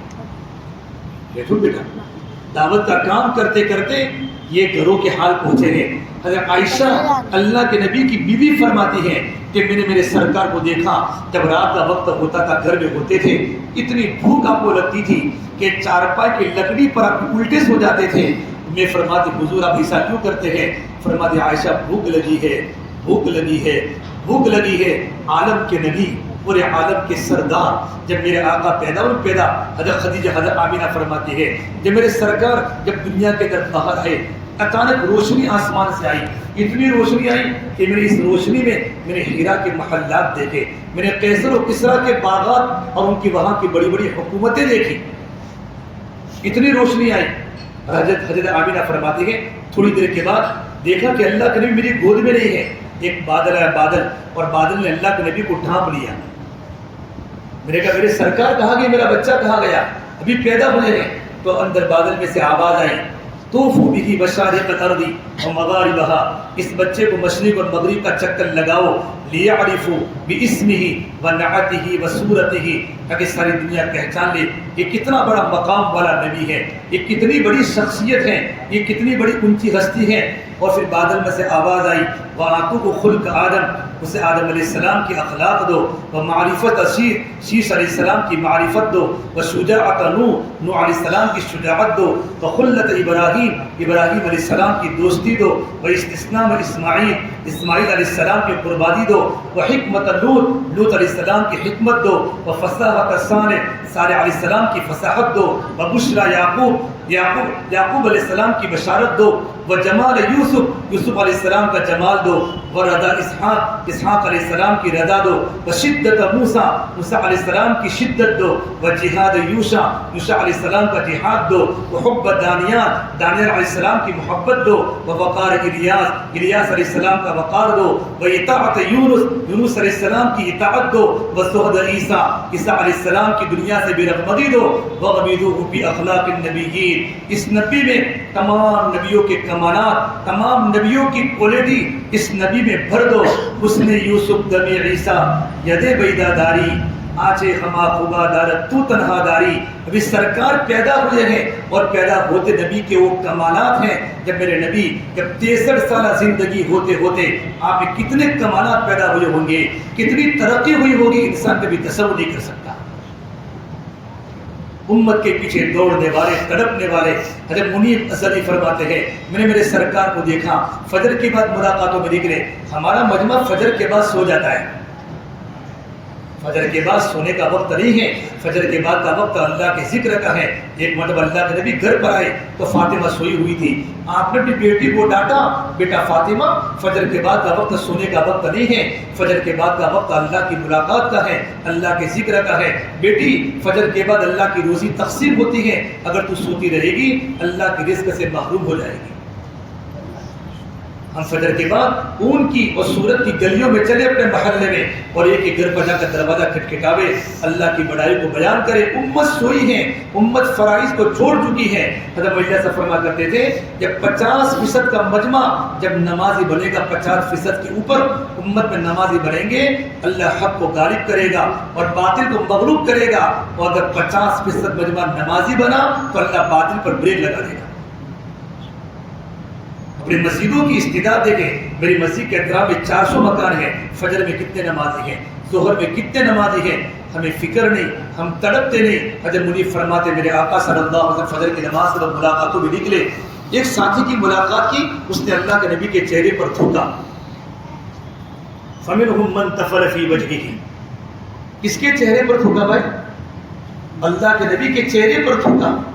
قرآن میں اللہ نے نبی کے چہرے کی قسم کھائی ہے، وَالضُّحَىٰ، اے نبی تیرے روشن چہرے کی قسم، وَاللَّيْلِ إِذَا سَجَا، تیری سیاہ زلفوں کی قسم، مَا وَدَّعَكَ رَبُّكَ وَمَا قَلَىٰ، تیرا رب تجھے کیسے چھوڑ سکتا ہے، وَلَلْآخِرَةُ خَيْرٌ لَكَ مِنَ الْأُولَىٰ، نبی جی آخرت دنیا سے بہتر ہے، وَلَسَوْفَ يُعْطِيكَ رَبُّكَ فَتَرْضَىٰ، اے میرے پیارے محبوب پروردگار عالم، تیری قربانی کی بنیاد پر، تیری مجاہدے کی بنیاد پر اتنا دینے والا ہے کہ نبی جی آپ راضی ہو جائیں گے۔ لوگ میرے نبی کے چہرے پر تھوکے ہیں، اتنا خوبصورت چہرہ۔ جابر بن سمورہ فرماتے ہیں کہ 14ویں کی چاند میں رات میں میں مسجد نبوی میں گیا، میرے آقا آرام فرماتے، سرخ داری چادر آپ نے پہنی ہوئی تھی، کبھی میں 14ویں کے چاند کو دیکھتا، کبھی میں نبی کے چہرے انور کو دیکھتا، میں قسم کھا کر کہتا ہوں میرے نبی کا چہرہ 14ویں کے چاند سے بھی زیادہ روشن تھا۔ وَأَحْسَنُ مِنْكَ لَمْ تَرَ قَطُّ عَيْنِي وَأَحْسَنُ مِنْكَ لَمْ تَلِدِ النِّسَاءُ خُلِقْتَ مُبَرَّأً مِنْ كُلِّ عَيْبٍ فَكَأَنَّكَ قَدْ خُلِقْتَ كَمَا تَشَاءُ۔ عائشہ فرماتی ہے یوسف علیہ السلام کے حسن کو دیکھ کر مصر کی عورتوں نے اپنی انگلیاں کٹوا دی، کاش میرے محبوب کو دیکھتی تو اپنی گردنیں کٹوا دیتی۔ یہ میرے نبی کا کمال ہے، لوگ میرے نبی کے چہرے پر تھوکے ہیں۔ آپ تھوڑے سے آگے گئے، وَمِنْهُمْ مَنْ حَسَى عَلَيْهِ التُّرَابَ، لوگوں نے میرے نبی کے چہرے پر مٹی ڈالی، گرد و غبار ڈالا۔ اب آگے گئے تو لوگوں نے حضور کو گالیاں بولی، وَمِنْهُمْ مَنْ سَبَّهُ حَتَّى انْتَسَبَ النَّهَارُ، یہاں تک کہ سورج سر پر آ گیا، ظہر کا وقت ہو گیا۔ کبھی ہم ظہر تک ملاقاتوں میں چلے، اتنا بڑا ان کا مجمع جہاں لاکھوں مسلمان رہتے ہو، لوگ زندگی نافرمانی کے مطابق گزارتے ہو، ہم کتنے تڑپے، ہم کتنے روئے، دل میں کتنا درد ہوا کہ میرے مسجد کے اطراف میں لوگ نماز نہیں پڑھتے، میرے ابو نمازی نہیں، میرا بیٹا نمازی نہیں، میرا بھائی نمازی نہیں، ہم کتنے تڑپے۔ آپ فجر کے بعد کے نکلے ہیں، جب گھر پر پہنچے آپ کے چہرے پر دھوپ بھی ہے، گرد و غبار بھی ہے، گالیاں سن سن کے آپ کا دل ٹوٹ چکا ہے۔ آپ کی بیٹی زینب بڑی بیٹی آئی پیالے میں پانی کو لے کر، فاقبل الجاری بعص من ماء، پیالے میں پانی کو لے کر نبی کے چہرے کو دھونے لگی اور اپنے ابا کا چہرہ دیکھا گرد و غبار والا تو زینب رو پڑی۔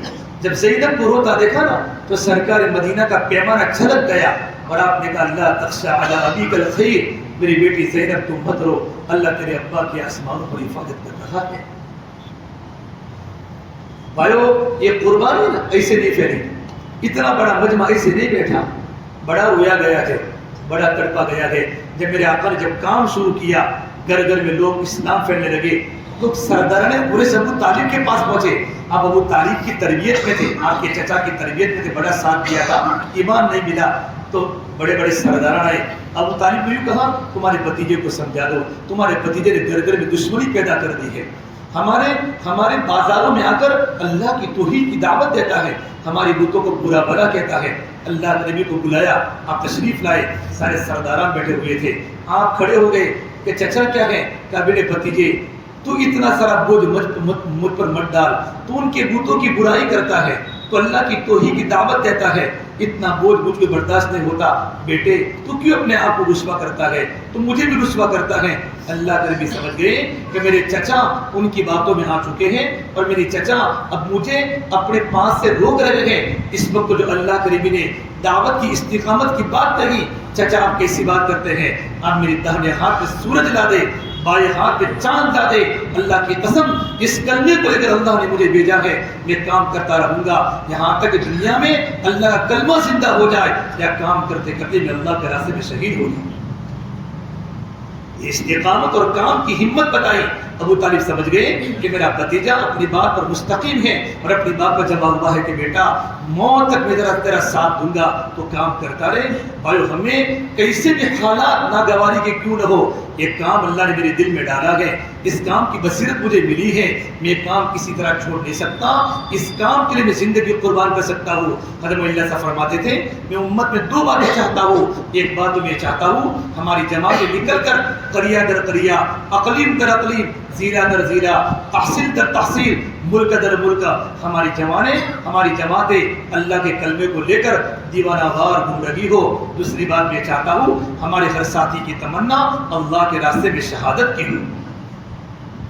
یہ ہماری جوانیاں گھر پر رہنے کے لیے ہیں، ہماری جوانیاں اللہ کے راستے میں چمکانے کے لیے ہیں۔ حضرت عمر فاروق بیٹھے ہوئے ہیں اور سرداران قریش آئے، فتح مکہ کے موقع پر ایمان قبول کرنے کے بعد آئے۔ کون آئے؟ سہیل بن عمر، اکرمہ بن ابی جہل، ابو سفیان بن حرب، یہ بڑے بڑے سرداران آئے حضرت عمر فاروق کے بعد بیٹھے ہوئے تھے۔ تھوڑی دیر کے بعد غریب صحابہ آئے جو بدری تھے، وحادی تھے، بلال آئے، مقداد آئے، سلمان فارسی آئے، سہیب رومی آئے۔ آپ نے ان کو آگے بلا آؤ تو سردار قریش کو چپلوں پر بیٹھنے کی جگہ ملی، مسجد بھر گئی، ان کو پیچھے کرتے تھے عمر فاروق۔ ابو سفیان نے سہیل بن عمر کو کہا، سہیل دیکھا غلاموں کو آگے کیا جا رہا ہے اور سرداران کو پیچھے کیا جا رہا ہے، ہماری یہ نوبت ہے۔ سہیل بن عمر نے جو بات کہی وہ بات سننے کے قابل ہے، بڑے صحابی بنے۔ سہیل نے کہا ابو سفیان ملامت حضرت عمر کو کرنے کی ضرورت نہیں ہے، ملامت کرنی تو اپنی ذات کو کرو۔ ان کو بھی دعوت دی گئی، ہمیں بھی دعوت دی گئی ایمان کی، ان کی غربت تھی، انہوں نے ایمان کو قبول کیا۔ ہماری کرسی، ہماری چودراہٹ، ہمارا بینک بیلنس، ہمارے پیسوں نے ہمیں اللہ کی نبی کی دین کی دعوت قبول کرنے سے ہم کو روکا۔ ملامت کرنے کی ضرورت نہیں ہے ہمیں، ملامت اپنی ذات کو کریں۔ جب غریب صحابہ کا مجمع چلا گیا پھر سرداران حضرت عمر کی خدمت میں آئے، کبھی المومنین آج ہمارے ساتھ جو ہوا ہم نے دیکھ لیا، کبھی المومنین ایک کام کرے، ہم لوگ دنیا میں تو ان کے پیچھے ہو گئے، کم از کم آخرت میں ہم ان کے ساتھ تو ہو جائے، ایسا کوئی عمل بتا دو۔ حضرت عمر نے فرمایا ان غریب صحابہ نے جب گھر میں کھانے کے فاقے تھے، ان کے بچے مارے بھوک کے گھروں میں رو رہے تھے، انہوں نے بھوک کے عالم میں اپنی جان کی قربانی دی ہے اور اپنے مال کی قربانی دی ہے۔ اگر تم یہ چاہتے ہو کہ جنت ان کے ساتھ تم ہو جاؤ، اپنے جان اور مال کی قربانی دو۔ اس وقت سارے سرداران جمع ہو کر مدینہ سے مکہ آئے اور 400 نوجوان سرداران اکرمہ بن ابو جہل، حارث بن ہشام ابو جہل کے بھائی، ابو سفیان بن حرب، اکرمہ بن عمر، اکرمہ اور عمر بن اکرمہ اور زرار بن ازور، یہ بڑے بڑے لوگ جمع ہوئے اور کہا ہم تو ملک شام جائیں گے۔ ملک شام میں تقاضا گرموں کا چل رہا تھا۔ جب 400 سرداران عرب کے نوجوان جب مکہ چھوڑ کے جانے لگے اور ابو جہل کے بھائی حارث بن ہشام یہ مکہ میں بڑے پیارے تھے، جب وہ جانے لگے تو مکہ میں دودھ پیتے بچوں کے علاوہ سارا مجمع ان کو چھوڑنے کے لیے ثنیۃ الوداع پر پہنچا، ودا کی گھاٹی پر۔ حولہ یبکون روایت کا جملہ ہے، پورا مجمع ان کے ارد گرد رونے لگا ان کی جدائی پر۔ اس وقت جو تقریر کی ہے حارث بن ہشام نے، یہ تقریر حیات الصحابہ میں لکھی ہے کہ اے مکہ والوں، میرے وطن والوں، میں اس لیے مکہ چھوڑ کے نہیں جا رہا ہوں کہ ملک شام مکہ سے زیادہ پیارا ہے، میں اس لیے مکہ چھوڑ کے جا رہا ہوں کہ ان غریبوں کو دعوت دی گئی، ہم کو بھی دعوت دی گئی، انہوں نے دعوت کو قبول کیا اور ہم نے دعوت کو قبول نہیں کیا ہے۔ پھر آگے کی بات فرمائی، اے میرے شہر والوں، اللہ کی قسم آج ہمارا یہ حال ہے، ہم مکہ کے پہاڑوں کے برابر سونا اللہ کے راستے میں خرچ کر دیں تب یہ اللہ کی قسم ہم ان کے ایک دن کے برابر نہیں پہنچ سکتے، ہمیں جانے دو یہاں سے۔ جب 400 صحابہ کا مجمع جب سرداران کا مکہ سے نکلا ملک شام کے لیے، مکہ میں رونے کا کوہرام مچ گیا، بچوں کو چھوڑ کے جا رہے ہیں، جوان بیویوں کو چھوڑ کے جا رہے ہیں۔ خالد بن ولید رضی اللہ عنہ وہاں غزوے کے اندر تھے، امیر تھے۔ اس وقت 3 لاکھ کا مجمع رومیوں کا ہے، 32,000 صحابہ کرام ہے، رومن امپائر ان کا امیر ہے، 3 لاکھ کا مجمع، 32,000 کا مجمع، 9 دن تک کام چلتا رہا۔ صحابہ کے قدم اکھڑ گئے، صحابہ پیچھے آتے لگے، یہاں تک کہ پلٹتے پلٹتے اپنے خیمے تک آ گئے۔ اکرمہ بن ابو جہل کھڑے ہو گئے اور اپنے لوہے کی ٹوپی اتاری، اپنی زیرہ اتاری اور اپنے تلوار کے میان کو توڑ کے فرمایا، کون ہے جو میرے ہاتھ پر موت کی بیعت کرنا چاہتا ہے؟ کون ہے جو میرے ہاتھ پر موت کی بیعت کرنا چاہتا ہے؟ خالد بن ولید دوڑتے ہوئے آئے کہ اکرمہ مجھے تیری ضرورت ہے، الیک عنی، خالد تم مجھ سے دور ہو جا، تجھے پتہ ہے میں اور میرا باپ ابو جہل زندگی پر اللہ کے دین کی دشمنی میں اور اللہ کے نبی کی دشمنی میں ہم برسر پیکار رہے اور کتنا اسلام کو نقصان پہنچایا ہے، آج داغ دھونے کا وقت آ چکا ہے۔ کون ہے میرے ہاتھ پر بیعت ہونا چاہتا ہے؟ یوں کر کے کھڑے ہوئے، ان کا بیٹا عمر بن اکرمہ بیعت ہوا، اس کے بعد عبداللہ بن ابو بکر، عبداللہ بن عمر، زرار بن ازور، شرحبیل بن حسنہ، سہیل بن حنیف، مقداد بن اسود، عبادہ بن صامت، یہ سارے کے سارے صحابہ بیعت ہوئے ہیں۔ پھر 400 سرداران جو مقابلہ کیا ہے، 3 لاکھ کے مجمع کو ہٹایا، 3 لاکھ کا مجمع بھاگا۔ خالد بن ولید اس وقت اتنی ہمارے نوجوان لوگ قربانی دی گئے، اکثر نوجوان اللہ کے پیارے ہو گئے۔ جب خالد بن ولید وہاں پہنچے ہیں، دیکھا کہاں ہے اکرمہ کہاں ہے؟ تو دیکھا بیٹا اکرمہ کا بیٹا عمر بن اکرمہ 19 سال کا بیٹا شہید ہو کے گرا ہے، اکرمہ گرے ہیں اور اکرمہ کا آخری سانس چل رہی ہے۔ خالد بن ولید نے حضرت اکرمہ کے منہ میں پانی ڈالا، آنکھ کھلی، اکرمہ نے پوچھا خالد کیا ہوا؟ خالد نے فرمایا تمہاری قربانی کی بنیاد پر اللہ نے اسلام کو فتح دے دی ہے، مسلمانوں کو فتح دے دی ہے۔ پر اکرمہ نے فرمایا عمر کو جا کر کہہ دو تم نے جو کہا تھا ہم نے کر کے دکھا دیا، تم نے جو کہا تھا ہم نے کر کے دکھا دیا، تم نے جو کہا تھا ہم نے کر کے دکھا دیا۔ جب یہ جملہ کہا خالد بن ولید کو غصہ آیا، پر خالد بن ولید اس وقت یوں کہا حنتمہ کا بیٹا، حضرت عمر کی ماں کا نام حنتمہ تھا، باپ کا نام خطاب تھا۔ جب عرب ناراض ہوتے تھے تو ماں کا نام بولتے تھے۔ حضرت خالد نے فرمایا حنتمہ کا بیٹا یہ نہیں کہہ سکتا کہ عرب کے سرداران نے قربانی نہیں دی، قربانی دے کر اپنی جان کو اللہ کے راستے میں لگا دیا۔ میرے ان کے نوجوانوں، یہ بیٹھنے کا وقت نہیں ہے، اٹھنے کا وقت ہے۔ ہمارا کام اللہ کے دین کو زندہ کرنا ہے، کام کرتے کرتے ہماری قبر ملکوں میں بنے۔ ہمارا کام چالاکیوں کا نہیں ہے، ہمارا کام تو قربانیوں کا ہے، ہمارا کام جان بچانے کا نہیں ہے، جان کھپانے کا ہے۔ صحابہ نے راہ خدا میں اپنی لاشیں بھی چرائی ہے۔ اپنی جوانی یہ موبائلوں کے پیچھے مت لگاؤ، اپنی جوانی کو اللہ کے نام پر لٹا دو۔ مصعب بن عمیر جیسا نوجوان 200 درہم کا جوڑا پہننے والا احد میں شہید ہو گیا۔ احد کے موقع پر جب اللہ کے نبی صلی اللہ تبارک تعالیٰ علیہ وسلم ہے، مشرکین مکہ کا پریشر ہے کہ اللہ کے نبی کو ختم کر دیا جائے، اور 7 انصار مدینہ اللہ کے نبی کے ساتھ ہے، اور طلحہ بن عبید اللہ اللہ کے نبی کے ساتھ، ایک مہاجری 7 انصاری، اور میرے نبی کا پیچھا کیا کہ نبی کو ختم کر دو۔ ایک انصاری صحابی نبی کی حفاظت میں شہید ہو گیا. طلحہ بن عبید اللہ اکیلے بچے ہیں. طلحہ بن عبید اللہ اور حضرت نعمان بن قتادہ بن نعمان یہ اللہ کے نبی کے سامنے کھڑے ہیں. سارے تیر آ رہے ہیں, ان کے اوپر لگ رہے ہیں. 70 تلواروں کے زخم, 70 تیر کے زخم. ایک تیر سیدھا ان کی آنکھ میں گیا. میرے نبی کے سامنے کھڑے تھے, یوں کر کے مڑ کر حضور کو دیکھا تو ان کی پوری آنکھ نکل گئی تھی, آنکھ میں تیر گھس گیا تھا. میرے نبی تڑپ تڑپ کے رونے لگے. آپ نے وہ تیر نکالا, پوری آنکھ اللہ کے نبی کے ہاتھ میں آ گئی. آپ نے وہ آنکھ کا قیمہ ان کی آنکھ میں ڈالا اور پر ہاتھ رکھا, اے اللہ قتادہ بن نعمان کی آنکھ کو پہلے سے زیادہ خوبصورت بنا دے. جسے ہاتھ اٹھایا ان کی آنکھ پہلے سے زیادہ چمک رہی تھی پہلے کے مقابلے میں. یہ میرے نبی کا معجزہ تھا. پھر طلحہ بن عبید اللہ کے نبی پھر 25 صحابہ کرام سنبھلنے بھی نہ پائے تھے, اور عتبہ بن وقاص اتنا زور سے ڈھیرا مارا, پتھر مارا جو سیدھا میرے نبی پر یوں لگا, آپ کی کھول کی کڑیاں اندر گھس گئی. آپ پہاڑ پر یوں گرے, اور پہاڑ کا کنارہ جب میرے نبی کی گردن کو لگا تو آپ بے ہوش ہو. پورے مدینے میں شور مچ گیا کہ نبی کا انتقال ہو چکا. پورے مدینے میں رونے کا کوہرام مچ گیا. جب آپ کو ہوش آ گئے تو ہوش میں آنے کے بعد صحابہ نے کہا اب تو اللہ کے نبی دعا کیجئے, ان کی بد دعا کیجئے.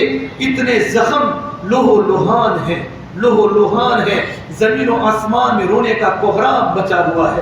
اللہ آسمانوں پر فخر کر رہا ہے, نبی کا خون پہاڑوں پر گرا ہوا ہے. اس وقت آپ کی زبان پر یہ جملہ نکلا, اللہم اغفر لقومی فإنہم لا یعلمون.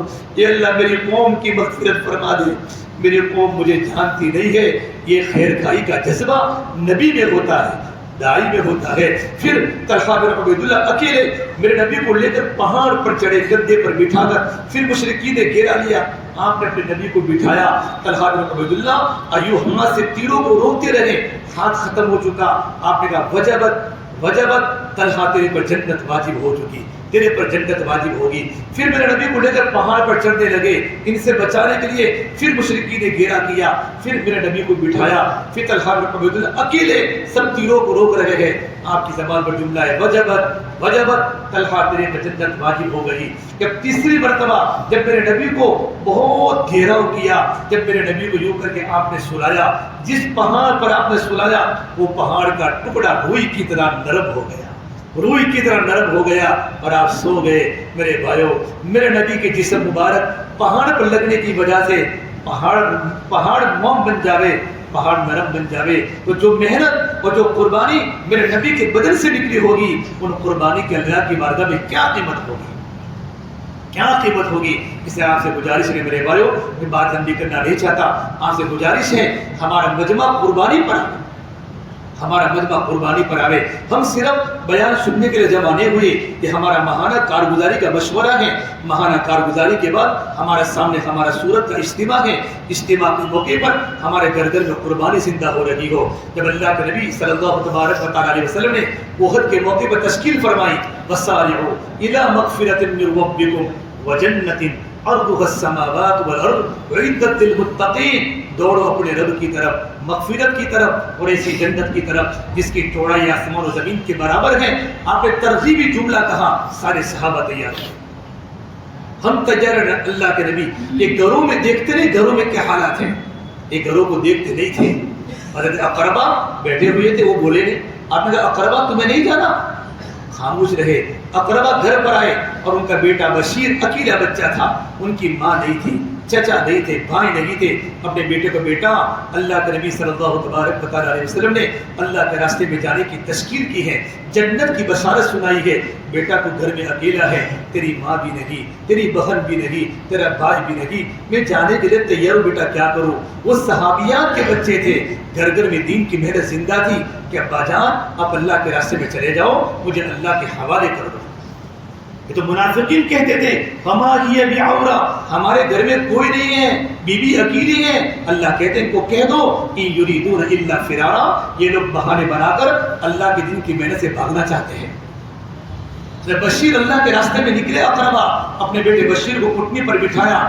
باتیں کرتے کرتے جب مدینہ کا آخری پوائنٹ آیا تو بیٹے کو بتا کہا, بیٹا میں اللہ کے راستے میں جا رہا ہوں. جب بشیر نے فرمایا ابا جان میں اکیلا ہوں مدینے کے دیہات میں, آپ کا وقت پورا ہو جائے جلدی سے واپس آ جانا۔ بخاری شریف کی حدیث ہے، حضرت بشیر فرماتے ہیں میرے ابا اللہ کے راستے میں غزوے میں چلے گئے، میں اپنے ابا کے آنے کا انتظار کرتا رہا، روزانہ میں پہاڑوں پر چڑھتا تھا 8-9 سال کا بچہ، میرے ابو کب آئیں گے، میرے ابو کب آئیں گے، میرے ابا آتے نہیں تھے، یہاں تک کہ میں نے اللہ کے نبی کو دیکھا صحابہ کرام کے ساتھ، میں دوڑا گیا اور آپ کے ہاتھوں کو پکڑا، یا رسول اللہ این ابی، میرے ابو کہاں ہے، میرے ابو کہاں ہے؟ تو اللہ کریم نے اپنی گردن کو جھکا لی، صحابہ کرام کے آنکھوں میں آنسو آ گئے، ان کے ابا تو شہید ہو چکے تھے۔ حضرت بشیر فرماتے میں نے یوں کہا یا رسول اللہ لقد علمت ان ابی قد استشهد، میرے ابا تو اللہ کے راستے میں شہید ہو گئے۔ یوں کر کے اللہ کے نبی کا ہاتھ چھوڑا، آپ پھوٹ کر رو رہے تھے۔ حضرت بشیر درخت کے نیچے بیٹھ کر یوں کہا کہ اللہ میرے ابو بھی نہیں، میری امی بھی نہیں، من یطعمنی، کون مجھے کھانا کھلائے گا، من یسقینی، کون مجھے پانی پلائے گا، اے اللہ میں تو اکیلا ہو چکا۔ ان کے رونے پر میرے نبی رو پڑے اور آپ نے حضرت بشیر کے سر پر ہاتھ رکھ کر فرمایا اما ترضا یا بشیر ان اباک محمد وان امک عائشہ، بیٹے تو کیا اس بات پر راضی نہیں ہے کہ تیرے ابا محمد صلی اللہ علیہ وسلم ہو اور تیری ماں عائشہ صدیقہ رضی اللہ تعالیٰ عنہا۔ میرے بھائیو، کچھ مٹتے ہیں تو کلیوں کو وجود ملتا ہے اور کچھ پتھر زمین میں دفن ہوتے ہیں تب جا کر عمارت کو رنگ ملتا ہے۔ ایسے کی دن دنیا میں زندہ نہیں ہوا، کیا دنیا کی چند چیزوں کے پیچھے نیوراپ پڑے ہوئے ہیں۔ ارے مٹ جانے والی بھی کوئی سلطنت ہوتی ہے، ڈوب جانے والا بھی کوئی عروج ہوتا ہے۔ جس زندگی کو موت کھا جائے وہ بھی کوئی زندگی ہے، جس جوانی کو بوڑھاپا کھا لے وہ بھی کوئی جوانی ہے، جس مال پہ فقر کا ڈر ہو وہ بھی کوئی مال ہے، جن عزتوں کے پیچھے ذلتیں ہو وہ بھی کوئی عزت ہے، جن محبتوں کے پیچھے نفرتیں ہو وہ بھی کوئی محبت ہے، جن گھروں کو اجڑ جانا ہو جہاں مکڑیوں کے جالے تن جانے ہو، کل بیت وان طالت سلامتها، میرے جوانوں بڑے بڑے محل جا کر دیکھو تو صحیح، آج وہاں مکڑیوں کے جالے ہیں، کوئی کسی کو یاد نہیں کرتا، کوئی کسی کو یاد نہیں کرتا۔ یہ ہماری قربانی، یہ ہمارے مجاہدے ہر قیامت کے دن میرے آقا صلی اللہ تبارک و تعالیٰ علیہ وسلم کی مبارک ہاتھوں پر حوض کوثر کا پانی پلائیں گے، اللہ راضی ہوگا، نبی راضی ہوں گے۔ اس لیے میرے جوانوں آپ سے گزارش ہے ہم اٹھیں اللہ کے دین کی محنت کے لیے، اپنی جوانی کو دنیا کے پیچھے نہ لگاوے۔ دنیا کمانے کا میں نہ نہیں کہتا، دنیا ضرور کماوے، حلال روزی کمانا فرض ہے، اسلامی اس کی ترغیب ہے، بڑے تاجر بنو، سب کچھ بنو، لیکن پہلے محمدی بنو، نبی کے غم کو لے کر دنیا میں چلو میرے بھائیو، اللہ ہمیں بہت آگے بڑھائے گا، اللہ ہمیں ترقی دے گا۔ اب ہمارا مجمع بیٹھا ہو ماشاءاللہ، اب اس کے لیے بتاؤ کون کون اللہ کے راستے میں جاری کرنے تیار ہیں، کھڑے ہو کر اپنے ناموں کو پیش کرنا ہے۔ ربنا ظلمنا انفسنا وان لم تغفر لنا وترحمنا لنكونن من الخاسرين لا اله الا انت سبحانك اني كنت من الظالمين۔ پروردگار عالم ہمارے گناہوں کو معاف فرما، خطایا سے درگزر فرما، سیئات و حسنات سے مبدل فرما، میرا تعلق میں نصیب فرما، سبھی ذات عالی سے ہمیں یقین زندگی میں پیدا فرما۔ یا اللہ تو ہم سے راضی ہو جا، ہمیں اپنے آپ سے راضی فرما دے۔ یا اللہ تو ہمارا بن جا، تو ہمیں اپنا بنا دے۔ یا اللہ پوری امت کی پوری مغفرت فرما، امت کی جان کی ایمان کی عزت کی عروج کی حفاظت فرما، امت کی پریشانی کو دور فرما، امت کے حالات کو درست فرما۔ یا اللہ امت کی بگڑی بنا دے، اس پورے مجمع کو قبول فرما، تیرے دین کی علی محنت کرے میں استعمال فرما، عافیت کے ساتھ ہمیں قبول فرما، دیر کے لیے دور کے لیے قبول فرما، دین کی محنت کو پورے عالم میں زندہ فرما۔ یا اللہ آج کے کارگزاری کے مشورے میں جو ذرے خیر وجود میں آیا ہو اس کے آبیاری فرما، جو عزائم ہوئے گئے ان عزائم میں کامیابی عطا فرما۔ مسلمہ نے 4 مہینوں کی چلے کی جماعتیں نکلنا آسان فرما، اسٹوڈنٹ کی جوانی کو دین کی علی محنت کو قبول فرما۔